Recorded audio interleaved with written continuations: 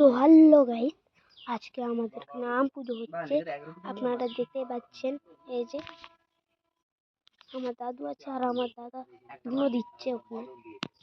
Hello guys, welcome back to my channel. তো এটা ছিল আমার ভাই, ও ভ্লগ টক বানাতে একটু বেশি পছন্দ করে, আর এবার থেকে আমি ট্রাই করবো ওর ভ্লগগুলো দেওয়ার। আর এটা ছিল আমাদের পাতাপোঙ্গার দিনের কিছু সিন, যেটা আমাদের বাড়ির মধ্যেই হয় আর যেটা আমার বড় দাদু পুজো করে। আর এই পুজোটা মেনলি হয় বছরে যেই নতুন ফলগুলো হয়, যেমন আম, এঁচোড় বা নিম পাতা, এগুলো আমরা পুজো দিই, তারপর খাই। তার আগে অবধি আমরা ওটা খেতে পারি না। তো এই পুজোর কিছু সিনস তোমাদের সাথে শেয়ার করলাম।